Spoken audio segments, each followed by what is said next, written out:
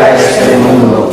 Nosotros sabemos que tú has venido de Dios el Padre para ser nuestro Maestro y que enseña los caminos de la verdad. Las palabras que oímos de ti son espíritu y son vida, pero tienes digno de abrir el libro rompiendo el sello. Tú solo, tú que diste primero por nosotros y nos compraste para Dios con sangre. Danos a conocer los misterios del reino de Dios y las inagables riquezas de tu razón. Descúbrenos los tesoros de la sabiduría en la ciencia de Dios en ti se ocultan. Haz que tu palabra penetre nuestras almas, guíe y camine nuestros pasos, ilumine nuestra senda hasta que amanezca el día y se disipen las tinieblas. Tú que vives y reinas por los siglos de los siglos. Amén.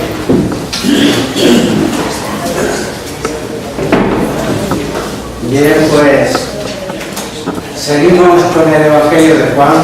Recordáis que el último día dijimos que hoy comenzábamos el capítulo 10, donde se nos habla de la parábola del buen pastor. También dijimos que entre los estudiosos ahí están deliberando si es una parábola, si es una alegoría. Bueno, realmente a nosotros no nos importa demasiado. Lo que sí nos va a importar es la gran enseñanza que contiene esta parábola y el gran contenido teológico. Vamos ya pues a leer el capítulo 10, versículos del 1 al 6. Recordad, todos los que leéis, despacio, alto y claro, para que con la lectura ya podamos ir comprendiendo. Versículos del 1 al 6. Os aseguro que quien no entra por la puerta en el redil de las ovejas, sino por cualquier otra parte, es ladrón y salteador. El pastor de las ovejas entra por la puerta. A este le abre la puerta para que entre, y las ovejas escuchan su voz. Él llama a las suyas por su nombre y las saca fuera del redil. Cuando han salido todas las suyas, se pone delante de ellas, y las ovejas lo siguen, pues conocen su voz. En cambio, nunca siguen a un extraño, sino que huyen de él porque su voz les resulta desconocida. Jesús les puso esta comparación, pero ellos no comprendieron su significado. Jesús les habla y ellos no entienden. Y dirá, se ve por el contexto que deben ser pues ese grupo de fariseos que siempre estaban también atentos a la palabra de Jesús. Y en los versículos siguientes se nos va a explicar muy claro. La imagen que ahora narra supone un redil de ovejas que por las noches se encierran en un cercado, bien de piedra, bien de madera. Yo en mi tierra recuerdo que se hacía con unas redes también, unas estacas con redes, se clavaban en el suelo y hacían un cercado, y ahí guardaban las ovejas durante la noche. Aquí habla de un guardián al que le llama portero, que vela por el redil durante la noche. El pastor se retiraba a una choza, a una cabaña donde normalmente estaba la familia, y por la noche quedaba al cargo de un guardián, de al que aquí llama al portero. Si el pastor tenía que entrar al redil, entraba lógicamente por la puerta, llamaba a sus ovejas, y sus ovejas, que conocían su voz. Eso era muy típico en Oriente. Por lo visto, los pastores van delante de los rebaños. Aquí en Occidente, yo por lo menos lo que he visto al contrario, van detrás del rebaño. Pero las ovejas que conocen la voz del pastor le siguen. En este redil podría haber rebaños de varios dueños, es decir, que las pastorearían varios pastores, pero el pastor, que era pastor, entraba por la puerta. El que iba con otras intenciones, pues no entraba por la puerta. Por eso nos va a decir Jesús a continuación a toda gente que no entendían esto que está diciendo, qué es lo que quiere decir. Por lo tanto, el pastor, que es pastor, entra por la puerta, llama a sus ovejas le siguen y la lleva a los pastos abundantes. A todos los que no han entendido qué es lo que Cristo les quiere decir con esta primera 6 versículos, se lo va a decir a continuación y leemos los versículos del 7 al 10. Y de nuevo les dijo: en verdad os digo, yo soy la puerta de las ovejas. Todos cuantos han venido eran ladrones y salteadores, pero las ovejas no lo oyeron. Yo soy la puerta, el que por mí entrare se salvará, y entrará y saldrá y hallará pasto. El ladrón no viene sino para robar y matar y destruir. Yo he venido para que tengan vida y la tengan en abundante. Hasta ahí, gracias. Cristo comienza identificándose como la puerta. Él es la puerta de las ovejas y se refiere no a las ovejas, sino a los pastores. Es decir, Él es la puerta por donde todo pastor que quiera regir al pueblo, que quiera regir a su iglesia, tiene que entrar. Por lo tanto, digo, se identifica como la puerta de las ovejas, siendo Él la puerta para ingresar, siendo Él la única puerta para ingresar lícita, digna y provechosamente a regir el rebaño, primero de Israel y luego el rebaño de su iglesia. Dice: todos los que vinieron fueron salteadores y ladrones. ¿A quién se refiere? Pues hay dos grupos a los que puede referirse. Primero, a esos falsos mesías que vinieron antes de él. Hubo muchos que se presentaron a Israel como mesías, como falsos mesías, pero estos fueron ladrones y salteadores. Quedó en nada. Mirad, hay un hecho que se relata en los Hechos de los Apóstoles que explica muy bien lo que fueron estos falsos profetas. Cuando el Señor asciende al cielo, los apóstoles inmediatamente después de su ascensión siguieron predicando en el templo. Eso les costó pues alguna baliza, el ser encarcelados. En una ocasión que estaban predicando en el templo, les cogió preso el Sanedrín de los fariseos, unos sacerdotes, le meten preso con el propósito de juzgarles y si hace falta matarles, pero por la noche fueron liberados milagrosamente y a la mañana siguiente seguían predicando en el templo los apóstoles, de forma que cuando fueron a buscarlos a la cárcel no lo encontraron y dijeron: pero ¿qué ha pasado si estaban en la cárcel? Y uno de los guardianes del templo vino diciendo: están predicando en el templo. Entonces la guardia del templo los volvió a traer ante el Sanedrín con el propósito de juzgarlos.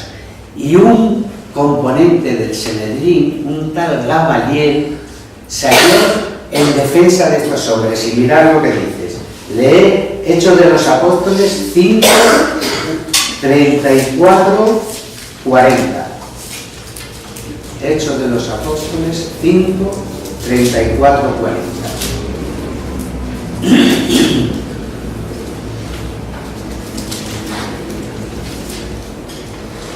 Pero un fariseo llamado Gamaliel, doctor de la ley y respetado por todo el pueblo, se levantó en el Sanedrín, mandó que lo sacaran fuera unos momentos y dijo: israelitas, pensad bien lo que vais a hacer con estos hombres, porque hace algún tiempo apareció un tal Teudas con la pretensión de ser alguien importante y le siguieron unos 400 hombres, pero fue ejecutado y todos los que lo seguían se dispersaron y quedaron reducidos a la nada.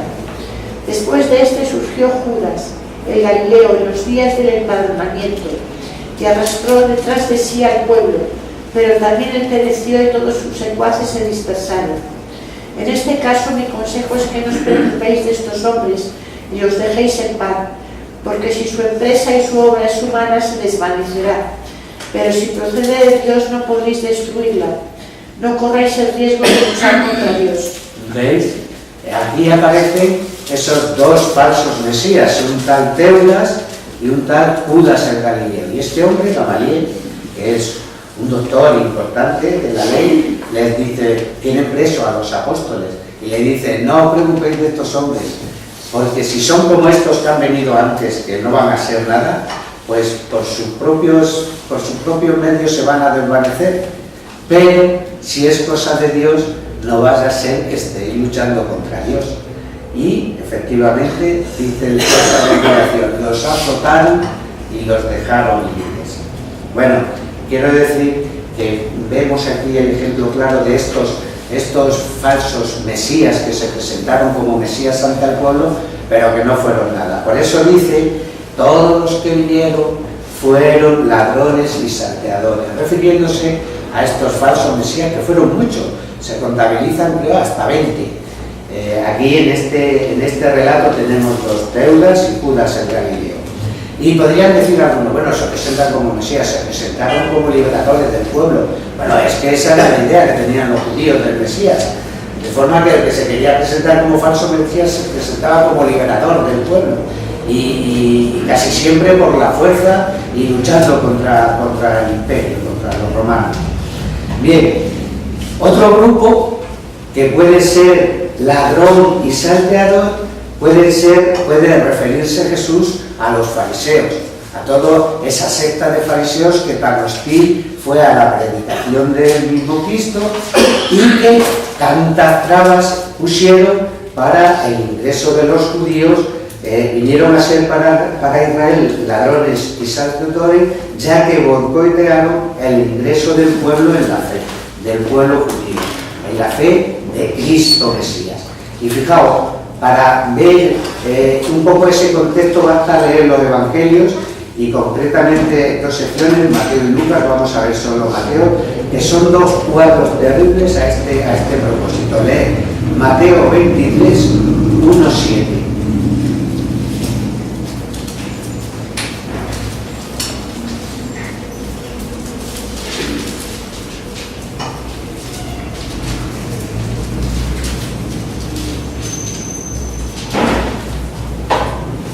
Entonces Jesús dijo a la gente y a sus discípulos, los maestros de la ley y los fariseos se sientan en la cátedra de Moisés. Haced y guardad lo que os digan, pero no hagáis lo que ellos hacen, porque dicen y no hacen. Atan cargas pesadas e insoportables y las echan a los hombros del pueblo, pero ellos ni con un dedo quieren moverlas. Hacen todas sus obras para que los vean los demás. Ensanchan sus filacterías y alargan los flecos del manto. Les gusta ocupar los primeros puestos en los banquetes y en las sinagogas, ser saludados en las calles y que los llamen maestros. Sí. Ahora sí, lee el versículo 13. De vosotros, maestros de la ley y fariseos hipócritas, que cerráis el reino de Dios a los hombres. No entráis vosotros ni dejáis entrar a los que quieren. ¿Veis? A estos también Jesús le llama ladrones y salteadores, porque no entran en la fe de Cristo, pero aparte no dejan entrar a los demás. El mismo Cristo se va a compadecer un poco de toda esta gente, que dice, leer Mateo 9:36, que nos dice que la muchedumbre estaba desorientada, fatigada, decaída. Viendo a la muchedumbre, se enterneció y de compasión por ella, porque estaban fatigados y decaídos como ovejas sin pastor. Estaban fatigados y caídos como ovejas sin pastor. Mientras que el ladrón del rebaño no entra por la puerta del redil, pues así el que es buen pastor, el que entra por la puerta, el que trata al rebaño de Israel por medio de Cristo, ese será salvo, irá y vendrá y encontrará pastos. Ese buen pasto espiritual para su rebaño. Y el motivo de esa facilidad para la misión pastoril al que entra por Cristo, puerta de ese rebaño, es que Cristo vino para que tengan vida y la tengan abundantemente. Así, al entrar por Cristo, reciben den lo necesario para su oficio pastoral. Por lo tanto, Cristo, puerta del rebaño, por el que hay que pasar, es el único lugar en el que hay que pasar para pastorear su iglesia. Primero el redil de Israel y luego el redil de su iglesia. Fijaos, está latente en este pasaje un poco cómo habrá pastores secundarios del pastor principal o del príncipe de los pastores, habilitados y capacitados por Cristo para esta misión. Es la enseñanza latente de la jerarquía y del sacerdocio cristiano. Mirad, ya en las primeras cartas, sobre todo en la carta de Pedro y en la carta de Pablo a Tito, se ve cómo se fundaban las iglesias y se iban nombrando presbíteros. Presbíteros eran sacerdotes, eran lo que ahora son los sacerdotes, se iban nombrando para regir los distintos pastorear a los distintos rebaños de la iglesia que se iban fundando en la primitiva iglesia. Vamos a ver, en la primera carta de Pedro, capítulo 5, del 1 al 4.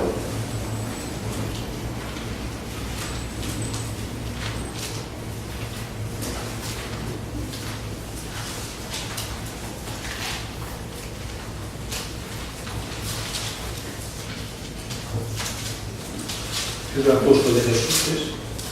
Primera de Pedro. Pedro, apóstol de Jesucristo, ¿es esta? Sí, creo que sí, a los ancianos. A los elegidos extranjeros de la dispersión de Ponto, Galacia, Capadonia, Asia. No, ¿Es esta? no. Para vuestros responsables, yo que comparto con ellos ese mismo ministerio. Mirad, dice, para los responsables, otro dirá para los ancianos, otro dirá para los presbíteros. Yo que comparto con ellos el mismo ministerio, ¿veis? Hay ya distintos pastores en la iglesia. Y Pedro, en esa primera carta, se refiere a ello, como los ancianos, o como los presbíteros, o como has dicho tú, como has leído. Vuestros responsables. Vuestros responsables, venga, lee. Para vuestros responsables, yo que comparto con ellos ese mismo ministerio y soy testigo de los padecimientos de Cristo y partícipe ya de la gloria que está a punto de revelarse, esta es mi exhortación: apacentad el rebaño que Dios os ha confiado, no a la fuerza, sino de buen grado, como Dios quiere, y no por los beneficios que pueda reportaros, sino con ánimo generoso, no como déspotas con quienes os han sido confiados, sino como modelos del rebaño. Así, cuando aparezca el Supremo Pastor, recibiréis la corona de la gloria que no se marchita. ¿Veis? Está hablando a los compañeros, presbíteros, ancianos, sacerdotes, serían hoy, que a los distintos pastores, en definitiva, que están al cuidado del rebaño. Cuando Pablo escribe a Tito, la carta a Tito, también le dice que nombre presbíteros para regir el rebaño y da unas normas como deben ser esta gente. Pues deben ser gente un poco elegida de la comunidad. Leer Tito 1, 5, 6.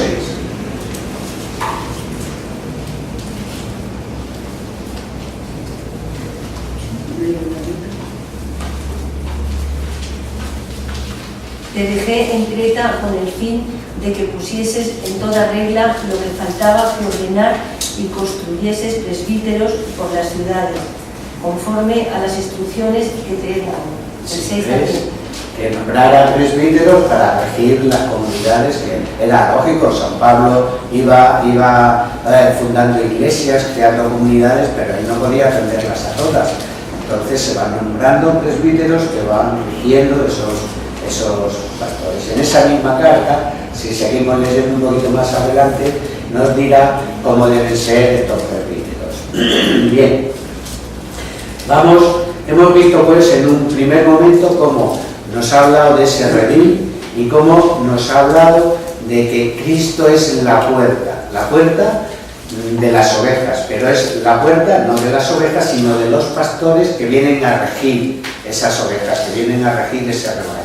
La puerta por donde hay que pasar para regir el rebaño. Ahora Cristo se nos va a mostrar como el buen pastor de ese rebaño. Vamos a leer los versículos del 11 al 18. Yo soy el buen pastor. El buen pastor da su vida por las ovejas.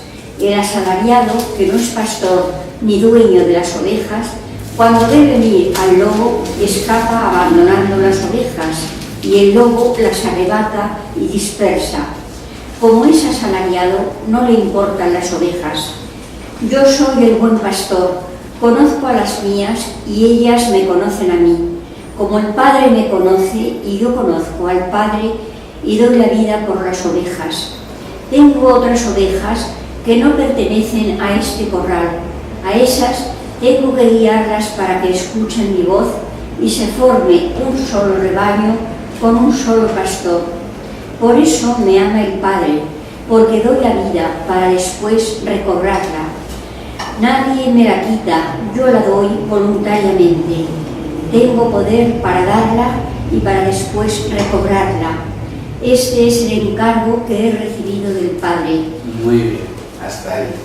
Bueno, pues el segundo cuadro, podríamos decir, de esta parábola del buen pastor, es anunciarse el Cristo como el buen pastor. Quiere decir que en él se reúnen todas las condiciones que ha de tener ese buen pastor. Y un buen pastor debe reunir varias condiciones. Vamos a ver, la primera, el buen pastor está dispuesto a dar su vida por las ovejas. Pues, ¿acaso está inspirado este pasaje en David?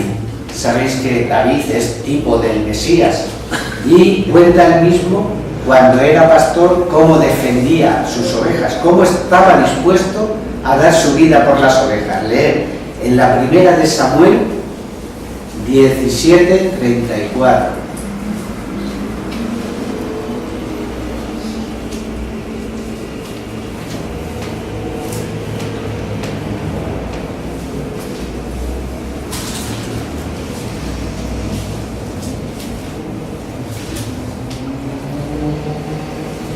Primera de Samuel, casi al principio de la Biblia, vamos, después del Pentateuco viene.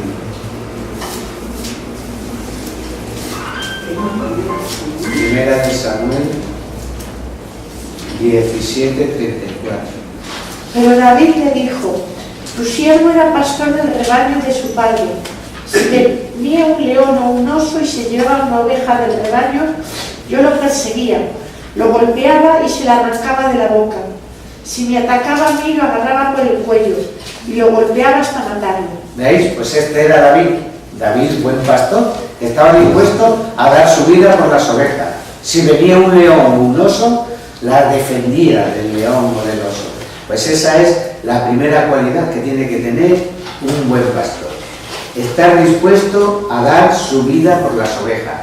Porque frente a ese buen pastor está el asalariado, el que no le importa, el que está por el sueldo. Y si viene el lobo, abandona las ovejas y el lobo las arrebata, el lobo, abandonando el rebaño, se pone a salvo y el lobo las arrebata y las dispersa. Los padres de la Iglesia han visto en estos pastores asalariados pues a los fariseos, que realmente, como hemos leído en la cita anterior de Mateo, solo se preocupaban de ellos, solo querían aparentar, solo querían los primeros lugares. Eso no es ser buen pastor, eso es ser asalariado, eso es que me paguen por lo que hago, eso es querer ser más. Pero digo que han visto en los asalariados a los fariseos y en el lobo al demonio, que es el que arrebata las ovejas y las dispersa. Pero frente a estos malos pastores, Cristo es para el rebaño de Israel el buen pastor, que llega a dar su vida en provecho de sus ovejas. Es la profecía de la muerte redentiva de Cristo, porque ya veremos que esa es otra cualidad de Cristo buen pastor. Primero, está dispuesto a dar la vida, y segundo, la da. O sea que, segunda cualidad del buen pastor es el conocimiento que él tiene de sus ovejas. Yo soy el pastor, el bueno, y conozco a las mías, y las mías me conocen a mí, como el Padre me conoce y yo conozco al Padre. Entre Cristo y sus ovejas hay un conocimiento recíproco y basado en una semejanza de cómo el Padre y el Hijo se conocen, por un conocimiento sí intelectual, pero sobre todo por un conocimiento amoroso. Dirá luego más tarde Juan en una de sus cartas: el que ama es nacido de Dios y a Dios conoce. El que no ama no conoce a Dios. Por lo tanto, ese conocimiento recíproco entre Cristo y sus ovejas está fundado o fundamentado en el amor. Las ovejas conocen su voz, Él va delante de ellas en su vida y las llama por su nombre. Está refiriéndose Cristo aquí, en este primer lugar, pues a las ovejas que Él tiene más directamente, a sus discípulos, a sus apóstoles, fueron los primeros elegidos.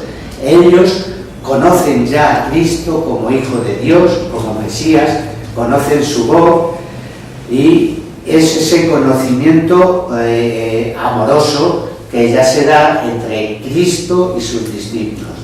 Ese, decíamos, segundo aspecto de la obra del buen pastor, el conocimiento que tiene de sus ovejas. El tercer aspecto de la obra de este buen pastor es la universalidad del rebaño. La Iglesia es universal, y tengo otras ovejas que no son de este redil, y a esta es preciso que yo las conduzca y oigan mi voz, y serán un rebaño y un pastor. Es la conciencia clara y la profecía de la universalidad. Él morirá por esto, morirá por la redención de todos.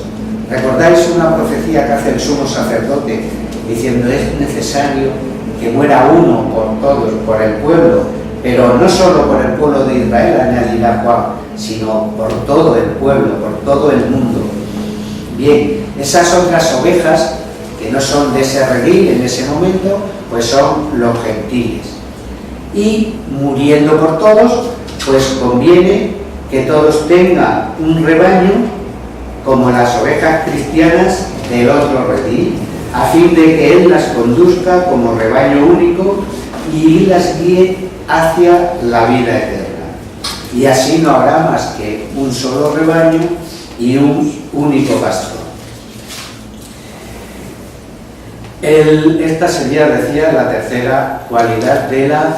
Decía que la última o cuarta cualidad, el cuarto aspecto de Cristo, buen pastor, es que da su vida por las ovejas. El primero, decíamos, el buen pastor, el que está dispuesto a dar su vida por las ovejas. El aspecto fundamental y cuarto de este Jesucristo como buen pastor es que da su vida en provecho de las ovejas. Es, pues, la alusión a su muerte redentora.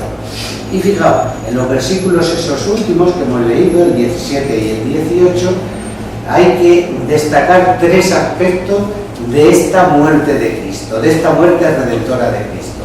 El primero es el aspecto triunfal de su muerte. Muere para resucitar. Él da ahora su vida para tomarla de nuevo. Por lo tanto, es ese primer aspecto triunfal de la muerte redentora de Cristo. Otro aspecto de su muerte es la libertad con la que muere. Nadie le quita la vida, sino que Él la da libremente. Más ansia que tienen sus enemigos de llevarle a la cruz, tiene Él mismo de ir a la cruz para así glorificar al Padre. Tanto para dar su vida como para tomarla de nuevo resucitando, el Padre le dio potestad. En otro pasaje también del Evangelio de Juan vemos el poder de Cristo en la obra de su resurrección. ¿Recordáis? Si leéis Juan 2:19,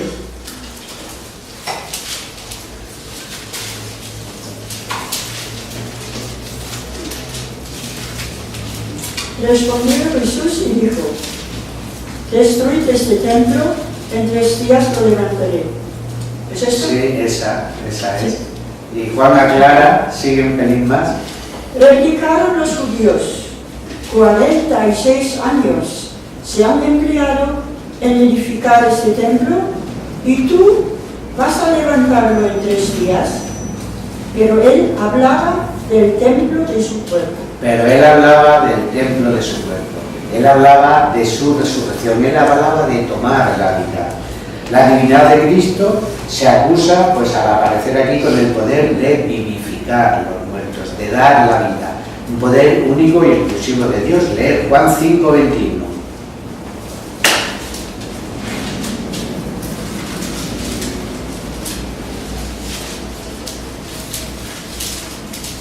Porque así como el Padre resucita a los muertos, dándoles la vida, así también el Hijo da la vida a los que quiere. ¿Veis? Igual que el Padre da la vida, el Hijo da la vida a los que quiere.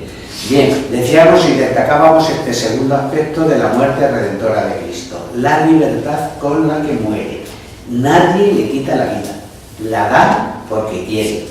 Y por último, se pone que para esta obra Cristo tiene un mandato del Padre. Cristo en toda su obra no hace más que obedecer el plan del Padre. Por eso Él les dice: si guardáis mis mandamientos, perseveraréis en mi amor, así como yo he guardado los mandamientos de mi Padre y persevero en su amor.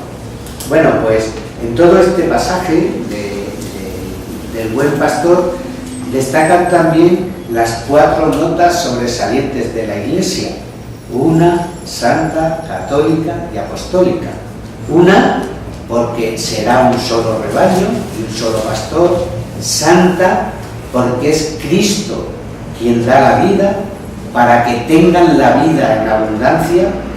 Católica, es decir, universal, porque al redil cristiano de Israel primitivo se le añadirán las ovejas de la gentilidad, las ovejas de todo el mundo.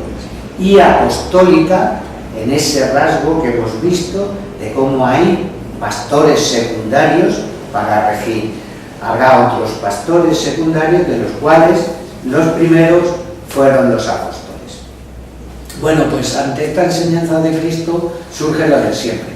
Los fariseos que le están escuchando, pues los que son hostiles a Cristo dicen que si está loco o endemoniado, mientras que algunos, ya del tipo de Nicodemo, empiezan un poco a ver la luz la luz del alma en esa luz que es Cristo. Quiero decir, hay algunos de los fariseos que empiezan a decir: las cosas que hace no las puede hacer un loco ni un endemoniado, tiene que venir de Dios.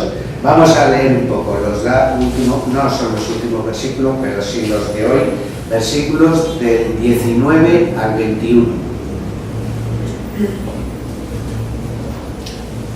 Otra vez se suscitó desacuerdo entre los judíos a propósito de estos razonamientos, pues muchos de ellos decían: está endemoniado, ha perdido el juicio, ¿por qué le escucháis? Otros decían: estas palabras no son de un endemoniado, ni el demonio puede abrir los ojos a los ciegos. ¿Veis? Diversas reacciones ante el grupo de los que están escuchando a Jesús. Primero, ese grupo hostil que siempre estaba en contra de Cristo, pues el llamarle loco y endemoniado, un insensato que no les cabía a ellos cómo podrían ir en contra de lo que ellos predicaban. Pero por otro lado había un grupo de fariseos, digo, del tipo de Nicodemos, que empiezan a abrir los ojos a la luz de Cristo y les mueve a ello la grandeza de su doctrina, pero también los milagros.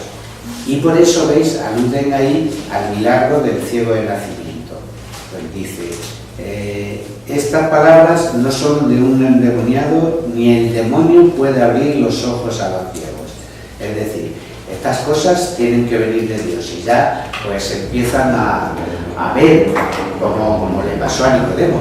Nicodemo fue discípulo de Cristo realmente, aunque un poco en la sombra, pero le llevó a ello las obras extraordinarias, los signos que hizo, aparte de la doctrina y la grandeza de la doctrina de Cristo, los signos, los milagros de Cristo.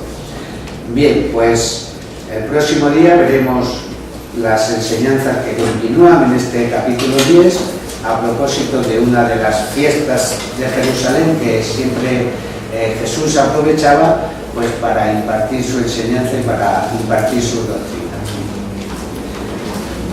Nos quedamos y rezamos. Virgen, bella colorada, bendita del cielo, en cuyo rostro se miran los santos y se conceden a los ángeles.